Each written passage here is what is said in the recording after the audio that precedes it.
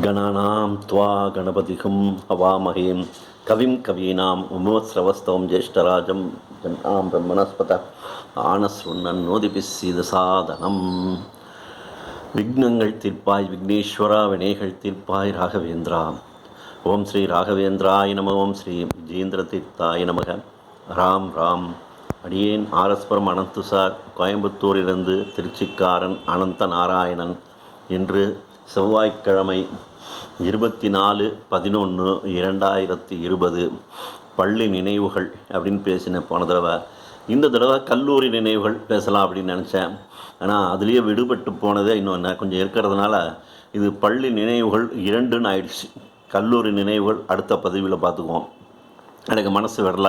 சில ஆழமான மனசில் இருக்கிற சில விஷயங்களை சொல்லாமல் இருக்க முடியவில்லை.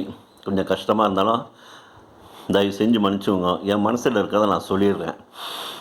பள்ளியில் வகுப்பில் இப்போ 2020 தான் ஸ்கூலில் யாரும் போகலை, வீட்லேயே உட்காந்து காலம் தள்ளிகிட்டு இருக்காங்க. ஸ்கூலுக்கு கூட போக முடியாமல் போயிடுச்சு அப்படின்னு நீங்கள் நினைக்கிறீங்க. அந்த காலம் ஒன்று வந்தது. அந்த சீசன் அப்படியே எங்களுடைய காலத்திலும் இருந்தது. அப்போ நான் ஹிந்தி வகுப்புக்கு போனேன். ஒரு ஆனா சொல்லித்தரப்போ ஐயோ புது பாஷை அப்படின்னு நாங்கள்லாம் பயந்தோம். இது என்னடா இது புதுசாக ஒன்று சொல்லித்தராரு அப்படின்ட்டு. அப்போ அவர் சொன்ன வார்த்தைகள் நாங்கள் மறக்க முடியாது. மனசில் அப்படியே இன்றைக்கி பதிஞ்சிருக்கு. இந்த ஹிந்தி பாடம்ங்கிறது யாருக்கு ஆர்வம் இருக்கோ அவங்க சீரியஸாக படிக்கலாம். இது மற்றவங்க விளையாட்டு மாதிரி விட்டுடலாம். ஏன்னா ஹிந்தி மார்க்கு கிடையாது, ஹிந்திக்கு மார்க்கு கிடையாது. பரீட்சைன்னு பேருக்கு வைப்போம். நீங்கள் அதில் பாஸ் பண்ணாலும் சரி, பாஸ் பண்ணலாலும் சரி, நீங்கள் அடுத்தடுத்த வகுப்புக்கு போகிறதுக்கு ஹிந்தி ஒரு இதே கிடையாது. அதற்கும் இதற்கும் சம்பந்தமே கிடையாது. உங்களுக்கு ஹிந்தி படித்தா நல்லது அப்படிங்கிறதுக்காக ஹிந்தி கிளாஸ் எல்லா பள்ளிகளிலும் உண்டு. அதே மாதிரி இந்த பள்ளியிலும் உண்டு அப்படின்னு சொல்லி தான் எங்களுக்கு ஹிந்தி கற்றுக் கொடுத்தாங்க. மறுநாளே வந்தது. 2ஆம் நாளோ 3ஆவது நாளோ அவ்வளோதான். எங்கே பார்த்தாலும் ஒரே கலாட்டா, கெடுபிடி எல்லாம் இது நடக்கிற. அதனுடைய உச்சகட்டம் இது அப்படின்னு சொன்னால் திருச்சி ப்ராப்பர், அதாவது முதன்மையான ரொம்ப பழமையான திருச்சி நகரனுடைய உள் சந்துகள்லாம் சந்தாக இருக்கும். நாங்கள் அதில் ஒரு சின்ன கம்மாளத்தெருன்னு ஒரு பெரிய கடை வீதியில் ஒரு கிளையில் இருந்தோம். இல்லை பெரிய கம்மாளத்தெரு, சின்ன கம்மாளத்தெரு, பெரிய செட்டித்தெரு, சின்ன செட்டித்தெரு அப்படின்னு வரிசை சின்ன சந்துகளாக இருக்கும். அதில் குஜிலி தெருங்கிற இடத்துல அன்றைக்கி நாங்கள் பார்த்தா நுழைய முடியாத சின்ன சந்துகள் எல்லாம் கன், துப்பாக்கி குண்டுகளுடைய துளைகள் அந்த சுவரில் ஏறி இருந்தது. அந்த வயசில் 6ஆம் வகுப்போ 7ஆம் வகுப்போ படிக்கிற ஒரு மாணவனுடைய மனசில் யுத்தத்தில் பார்டரில் தான் இந்த மாதிரி துப்பாக்கி துளைகள்லாம் தெரியும். இப்போ நம்ம ஊரில் இருக்கிற நம்ம வீட்டுக்கு பக்கத்திலே துளை, நம்ம கேவலமாக போயிட்டோமா அப்படின்னு சொல்லிட்டு ரொம்ப மனசு வருத்தப்பட்டேன். அப்போ ஒரு மொழி படிக்கிறதுக்காக எவ்வளோ பிடிவாதமா, இத்தனை பஸ்ஸுகள் எரிக்கணுமா, தெருவில் இருக்கிற லைட்டெல்லாம் உடைக்கணுமா, ட்ரெயின்கள் எல்லாம் இது யாருக்கு பாதிப்பு ஏற்படுது? மக்கள் நன்மை செய்கிறேன்னு சொல்லிட்டு மக்களையே துன்புறுத்து தான் போராட்டமா அப்படின்னா எனக்கு பல கேள்விகள் வந்தது. இதெல்லாம் பாதிக்கப்பட்டது எல்லாமே மக்கள் தான். அதில் ஹிந்தி திணிப்பு கிடையாது. எனக்கு தெரிஞ்சு அந்த சமயத்தில் ஹிந்தி படிக்கலாம், இஷ்டம் இருந்தால் படிக்கலாம், இல்லாட்டி கிளாஸ் உண்டு. அப்படி தான் எனக்கு சொன்னாங்க. அப்படி தான் நடந்தது. ஆனால் இது இதாக வச்சுக்கிட்டு அங்கே இருந்த ஹிந்தி பிரச்சார சபாக்களெல்லாம் எரிக்கிறது என்ன, அங்கே இருக்கிறவங்கள துவம்சம் பண்ணுறது என்ன, மனிதாபிமானம்ங்கிறது என்னன்னு கேட்குற அளவுக்கு நடந்தப்போ திமுகவின் மீது எனக்கு ஒரு ஆழமான வெறுப்பு அப்போ என் மனசுக்குள்ளார பதிஞ்சது. நீர் பூத்த நெருப்புன்னு கேள்விப்பட்டிருக்கீங்களா? இந்த நீர் பூத்த நெருப்பு அப்படியே சாஃப்டாக இருக்கும். மேலே பார்த்தீங்கன்னா தொட்டிங்கன்னா போதும், உங்கள் விரல் என்ன பாடுபடும்னு தெரியும் உங்களுக்கு. அந்த மாதிரி நீர் பூத்த நெருப்பு மாதிரி என் வயிற்றுக்குள்ளார ஒரு தணல் அன்றையிலிருந்து 53 வருஷமாக இன்னை வரைக்கும் திமுக மீது ஒரு வெறுப்பு வந்துடுச்சு எனக்கு. இது இல்லாமல் போதாது அப்படின்னு சொன்னால் சில 2 ஆண்டுகளோ 3 ஆண்டுகள் கழித்து கிளைவ்ஸ் ஹாஸ்டல், அந்த அம்மா நான் முந்தின பதிவில் சொன்ன மாதிரி அன்பில் தர்மலிங்கத்துக்கு வேண்டிய அந்த அம்மாவோட வீட்டுக்குள்ள பக்கத்தில் பசங்க அந்த பக்கம் தான் வரணும், இல்லாட்டி இந்த பக்கம் வரலாம். வேணும்னு அந்த அம்மா வீட்டு பக்கமாக கலாட்டா பண்ணதுக்காக கிளைவ்ஸ் ஹாஸ்டலில் இருக்கிற பசங்களை எல்லாம் துவம்சம் பண்ணாங்க ஆளுங்களை வச்சு. அப்போ அதில் இந்த அம்மா வீட்டுக்கு போய் கலாட்டா பண்ணுறவன்லாம் ஓரளவுக்கு தைரியசாலியாக இருப்பான். அவன்லாம் ஒரு சுவரேறி குதிக்கிறதுங்கிறது வாழைப்பழம் சாப்பிட்ற மாதிரி, கிள்ளுக்கீரை.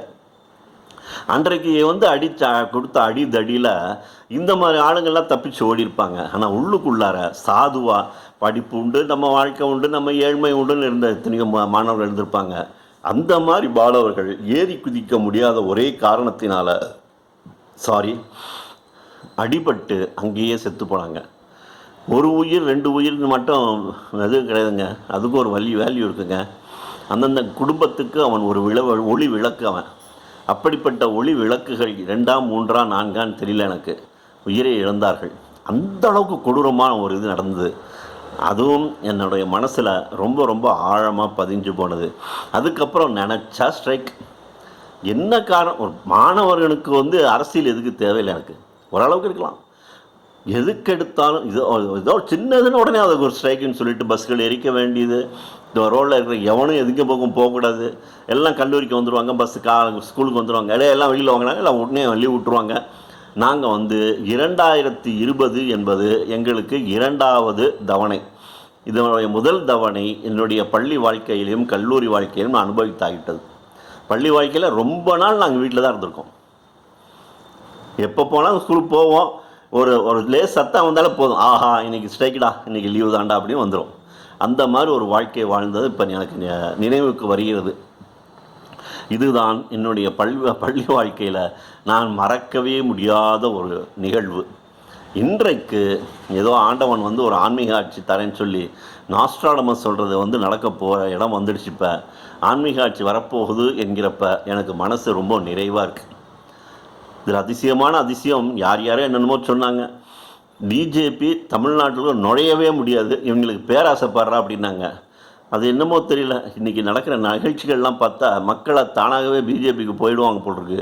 ரொம்ப பேர் போகிறாங்க. ஆனால் எல்லாருமே போகலன்னா கூட ஓரளவுக்கு இந்த மாதிரி நாத்திகம் பேசக்கூடிய, நாகரிகம் இல்லாத மனிதர்கள் வேண்டாம்னு நினைக்கக்கூடிய மனப்பக்குவம் நம்மளுடைய தமிழ்நாட்டு மக்களுக்கு வந்தால் அதுவே தமிழ்நாட்டுக்கு பெரிய விமோச்சனம்.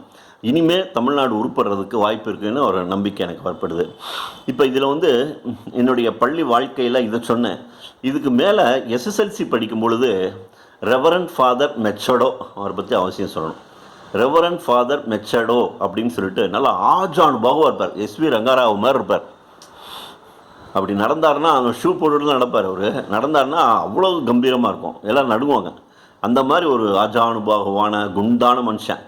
அவர் வந்து ஹெட்மாஸ்டராக இருந்தார். இவர் ஃபேமிலி பேக்ரவுண்ட் என்னன்னு கேட்டிங்கன்னா, தூத்துக்குடியில் ஒரு 4-5 கப்பல் இருக்குதுன்னு நினைக்கிறேன். அவங்க வீட்டுக்கு எத்தனை கணக்கு தெரியாது சொல்லுவாங்க. பெரிய கோடீஸ்வரன்னு சொன்னாட கம்மி தான்.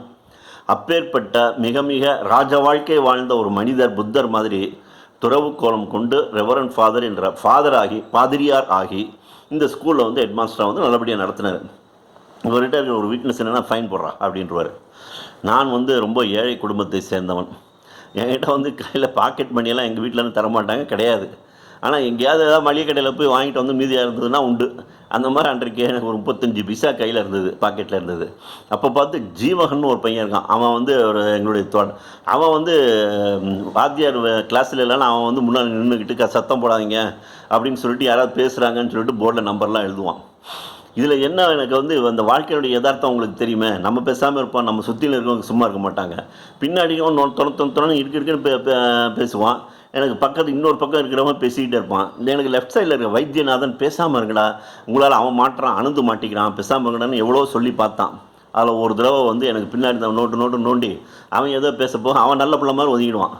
ஜீவன் வந்து என் மேலே ரொம்ப வெறுப்பு, என்னை பார்த்தாலே அவனுக்கு பிடிக்காது. சில பேருக்கு வந்து சில சைக்காலஜிக்கல் ரியாக்ஷன்ஸ் எல்லாம் இருக்கும் இல்லையா, அந்த மாதிரி என்னை பார்த்தாலே அவனுக்கு கட்டுன்னு வரும், வந்து சேர்ந்துட்டான்டான் அப்படிங்கிற மாதிரி பேசுவான். அந்த மாதிரி இருந்ததுனால என்னுடைய யார் என்கிட்ட பேச்சு கொடுத்தாங்களோ அவங்களெல்லாம் விட்டுட்டான். என்னுடைய நம்பரை வந்து போர்டில் எழுதுறதுக்கும் ரெவரண்ட் ஃபாதர் மெச்சோட ரூமுக்கு வர்றதுக்கும் சரியாக இருந்தது. அந்த பக்கம் வருவார், விஜிலன்ஸ் மாதிரி வருவார். யாராவது இவங்களெல்லாம் பேர்லாம் நம்பர்லாம் எழுதியிருக்கேன், ஃபைன் போட்டு அப்படின்னாரு. 1.5 ரூபாய் ஒன்றுமோ வாங்க வசூல் பண்ண சொன்னார். உடனே வைத்தியநாதன் வருத்தப்பட்டான். டேய், நம்ம செஞ்சதுக்காக படுறான், அவன் வந்து இப்போ ஃபைன் கட்ட வேண்டியது, ஏன்டா சொன்னால் கேட்கல நீங்கள். அப்புறம் வந்து என்கிட்ட 35 பைசா தான் இருக்குது, எங்கள் வீட்டில் கேட்குறதுக்கு எனக்கு சங்கடமாக இருக்குது, வருத்தப்படுவாங்க, ஏன்னா இப்படி இருக்கும்போது எல்லாம் பண்ணுறியடா அப்படின்னு நான் கொஞ்சம் வருத்தப்பட்ட மாத்திரத்தில் ஒருத்தன் 4 கொடுத்தான், இன்னொருத்தர் 4 கொடுத்தான். எவ்வளோ கொடுத்தாங்கன்னு எனக்கு ஞாபகம் இல்லை. 3 பேர் காசு கொடுத்தாங்க. 4வதாக வைத்தியநாதன் வந்து என்கிட்ட இருக்குடா பல்ஸில் சில்லறை நிச்சயம் இருக்கும்டா, எல்லாம் போட்டோம், மீதி உள்ளதை நான் போட்டுறேன்டா, போட்டு ஜீவன்கிட்ட கொடுத்துருவோன்னு சொல்லி ஜீவன்கிட்ட கொடுத்தான்.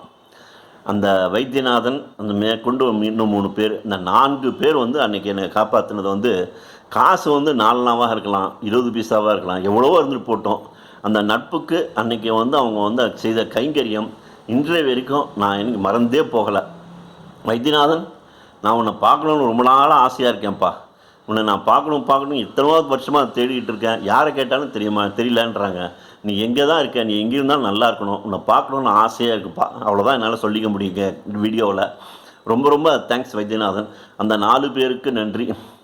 எம்ஜிஆர் பாட்பாடு மாதிரி அந்த 4 பேருக்கு நான் என்றும் நன்றியுடையவான இருப்பேன். இதே மாதிரி இந்த பண கஷ்டத்தினால வந்து இந்த ஃபோட்டோ எடுப்பாங்க, ஸ்கூலில் இருக்கிற பசங்க பூரா அந்த வகுப்பாக உட்கார வச்சு எடுப்பாங்க. அதில் பணம் கட்டாததுனால அந்த ஃபோட்டோவில் நான் இருக்க மாட்டேன். அதே மாதிரி கல்லூரியிலும் பிரிவு உச்சாரம் நடக்கும் பொழுது பணம் கட்ட முடியல என்னால், அதனால் அந்த ஃபோட்டோலையும் அடியேன் இருக்கிறதுக்கு வாய்ப்பு கிடையாது. அதுதான் என்னுடைய பள்ளி வாழ்க்கையின் ஃபைனான்சியல் பொசிஷன். ஆனால் அது எதுக்காக நான் இதான சொல்கிறேன்னா, இன்றைக்கு 2020 என்னுடைய இளைய மருமகள் எனக்கு ஃபோன் பண்ணி சொல்கிறா, மாமியா நாங்கள்லாம் ரொம்ப கஷ்டப்பட்டோம் பள்ளிக்கூடத்தில் பாடம் படிக்கிறதுக்கு, புஸ்தகம் வாங்குறதுக்கு, ஃபீஸ் கட்டுறதுக்குன்ட்டு. இப்போ நம்ம நல்லா இருக்கோம் மாமியா, நம்ம 2 பேருக்கு ஹெல்ப் பண்ணால் என்னன்னு தோணுது, தப்பா மாமியா அப்படின்னா. என்னம்மா இப்படி சொல்கிற, நம்ம என்ன உள்ளம் தான், நீங்கள் சொன்னீங்கன்னா நான் கம்பல் பண்ணக்கூடாது, நீங்களே சொல்லிட்டீங்கன்னா அப்புறம் என்னம்மா, நான் ரெடி, ஆள் ரெடியாக வச்சுருப்பேன், நான் எங்கேயாவது பிடிச்சிடுவேன். நான் நமக்கு தெரியாதவங்கன்னா தெரிஞ்சவங்கக்கிட்ட கஷ்டப்படுறவங்க 2 பேர் ஹெல்ப் பண்ணலான்னு சொல்லி பெரிய மருமகள் 20,000 கொடுத்தா, சின்ன மருமகள் ஒரு 18,000 கொடுத்து ஒரு ஃபேமிலியில் இருக்கிற அண்ணன் தம்பிகளுக்கு படிப்பு செலவுக்குன்னு சொல்லிட்டு இந்த வருஷம் கொடுத்தோம். அன்றைக்கு 25 பைசா 30 பைசா இல்லாமல் தவித்தவன் இன்று ஒரு வருட படிப்புக்கான ஸ்காலர்ஷிப்பு நம்மளால் கொடுக்க முடிஞ்சது அப்படின்னு சொல்லும் பொழுது ஆண்டவனுக்கு தான் நான் நன்றி சொல்லணுமே ஒழிய வேறு எதுவும் இல்லை. ஆண்டவன் வந்து இதையும் காண்பிக்கிறான், அதையும் காண்பிக்கிறான். இதை வந்து என்ன வாழ்நாளில் நான் மறக்கவே முடியாது. இனி இந்த பள்ளி வாழ்க்கையிலிருந்து நாம் அப்படியே இதே ரெவரண்ட் ஃபாதர் மெச்சடோ வந்து நான் கல்லூரி சென்றதுக்கப்புறம் கூட அந்த பில்டிங் எல்லாம் ஒன்று தானே, அந்த பக்கம் வர வாய்ப்பு ஏற்படுத்துன்னா நான் குட் மார்னிங் ஃபாதர் அப்படிமே, அவர் ஒன்றும் சொல்ல மாட்டார், பேசாமல் போயிடுவார். 2 தடவை வந்து சொன்னேன், கண்டுக்கலை. சரி, 3ஆவது தடவை வந்து அவர் ஏற்ற மாதிரி வந்தார். நான் அப்போ கல்லூரியில் படிக்கிறேன், பியூசி படிக்கிறேன். உடனே நான் பேசாமல் போயிட்டேன், குட் மார்னிங் சொல்லலை. கொஞ்சம் தூரம் போன உடனே, சூசை அந்த பையனை கூப்பிடு அப்படின்னாரு. எனக்கு நல்லா காதில் விழுந்தது. உடனே சூசைங்கிறவர் ரொம்ப எல்லாருக்கும் பிடித்தமான ஒரு ஸ்டாஃப், ஒரு பியூன்.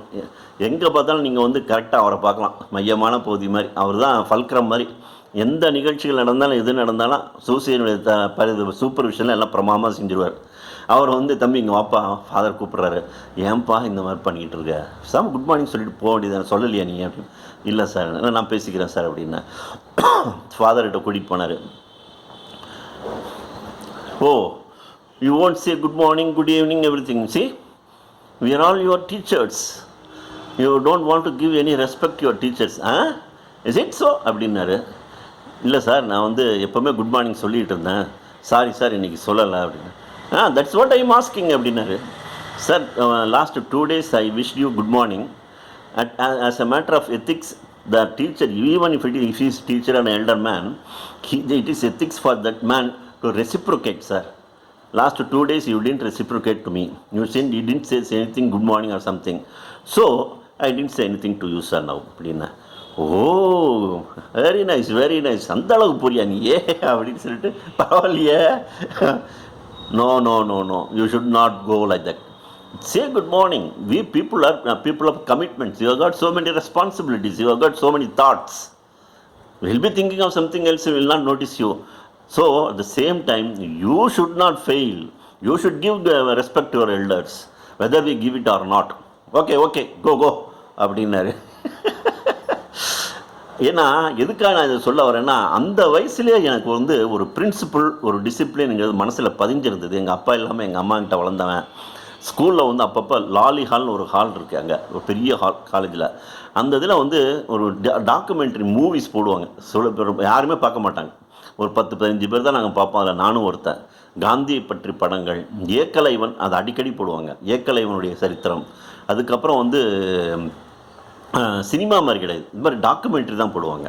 அதில் வந்து எனக்கு மனசை மிகவும் கவர்ந்தது வந்து ஸ்ரீராமர், அடுத்தது வந்து ஏகலைவன், மூன்றாவதாக மகாத்மா காந்தி. மகாத்மா காந்தி பற்றி எனக்கு அப்போ தெரியாதனால அவர் மேலே எனக்கு ரொம்ப ரெஸ்பெக்ட் இருந்தது. மகாத்மா காந்தி பிறந்தநாள் அன்னைக்கு கொண்டாடுவாங்க, அவர் அஹிம்சையின் மறு அவதாரம் ஆவுன்னு கொண்டாடுவாங்க. ஆனால் அவங்க செஞ்சது பூரா இந்த போராட்டம் அந்த போராட்டம்னு சொல்லிட்டு மக்களை துன்புறுத்தினது தான் அவங்க செய்கிறாங்க, கவர்மெண்ட்டில் இருக்கிறவங்க. ஆனால் அன்றைக்கி ஒரு நாள் மட்டும் அஹிம்சை பற்றி பேசுவாங்க. ஆனால் அதே மகாத்மா காந்தி பற்றி பின்னாடி நிறைய தெரிகிறப்ப எனக்கு அவர் மேலே சில வருத்தங்கள் ஏற்பட்டது. நேருவா வல்லபாய் பட்டேலா என்று செலக்ட் பண்ணும் பொழுது அவர் வல்லபாய் பட்டேலை எடுக்காமல் நேருவை தேர்ந்தெடுத்தது இன்றைக்கும் எனக்கு மனசு நெருடுகிறது, எனது மனத்தில் ரத்தம் வழிகிறது. ஸோ இதெல்லாம் ஒரு பக்கம் போகட்டும். பள்ளி வாழ்க்கை பற்றி நான் சொல்கிறத விட்டுட்டு இதையும் சொல்கிறேன். எதுக்கு சொல்கிறேன் அப்படின்னா, இதையும் தெரிஞ்சுக்கணும், இன்னும் நான் இந்த ஸ்டாண்டில் இருக்கேங்கிறத நீங்கள் தெரிஞ்சுக்கணுங்கிறதுக்காகத்தான் நான் சொன்னேன். ஸோ ரெவரண்ட் ஃபாதர் மெச்சடோ ஒரு பெரிய மனிதராக இருக்கலாம், இருந்தாலும் அந்த வயசுலேயே வந்து நான் குட் மார்னிங் சொன்னால் அவரும் குட் மார்னிங் சொல்லணும் அப்படிங்க எதிர்பார்க்குற அளவுக்கு ஒரு நான் நினச்சது எனக்கு எனக்கே கூட கொஞ்சம் ஆச்சரியமாகத்தான் இருக்கிறது. ஆனால் என்னுடைய கருத்து தவறா சரியாங்கிறது நீங்கள் தான் சொல்லணும். எனக்குமோ அது சரியானு தான் இன்றைக்கி எனக்கு சரியானு தான் படுது. நான் வந்து ரொம்ப பெரிய மனுஷன் கிடையாது. எனக்கு யாராவது குட் மார்னிங் சொன்னால் அவசியம் நான் ஒரு எத்திக்ஸ் பிரகாரம் நான் மறுபடியும் வணக்கம் என்று திருப்பி சொல்லணுங்கிறது தான் நான் நினைக்கிறேன். ரைட்டோ தப்போ உங்கள் பொறுப்பில் விட்டுறேன். இதுதான் என்னுடைய பள்ளி வாழ்க்கை நினைவுகள். பள்ளியிலிருந்து நம்ம இனிமேல் அடுத்ததில் கல்லூரிக்கு போவோம். பள்ளியிலிருந்து கல்லூரிக்கு பியூசி போகும்போது நான் எப்படி போனேன் அப்படின்னா, ஸ்கூல் ஆஃபீஸில் ஒரு அட்டை பெட்டி வைத்து விடுவார்கள். அந்த அட்டை பெட்டியில் இந்த மார்க்குக்கு மேலே உள்ள வாங்கினவங்க, எஸ்எஸ்எல்சியில் மார்க் ஸ்கோர் பண்ணவங்க, எஸ்எஸ்எல்சி ஃபைனல்ஸில் இங்கேயே அப்ளிகேஷன் போட்டுடலாம் அப்படின்னு எங்களுக்கு ஒரு ஃப்ரீடம் இருந்தது, ஒரு ப்ரிவிலேஜ் இருந்தது. இன்றைக்கு வந்து ஒரு காலேஜில் அட்மிஷன் வாங்குறது எவ்வளோ சிரமம்னு உங்களுக்கு தெரியும். எங்களுக்கு கேக் வாக் மாதிரி இங்கேயே நாங்கள் அப்ளிகேஷன் போட்டுருவோம். 3 நாட்களில் ஒரு போஸ்ட் கார்டு வரும். போஸ்ட் கார்டு எடுத்து காலேஜில் போய் ஆஃபீஸில் ஃபீஸ் கட்டினோம்னா நாங்கள் காலேஜில் நுழைஞ்சாச்சு. ஸோ அன்றைக்கு நான் போட்டேன். 3ஆவது நாளில் saint Joseph's college pre university course student ஆகிட்டேன். ஆனதுக்கப்புறம் கல்லூரி வாழ்க்கை அடுத்த பதிவில். ராம் ராம்.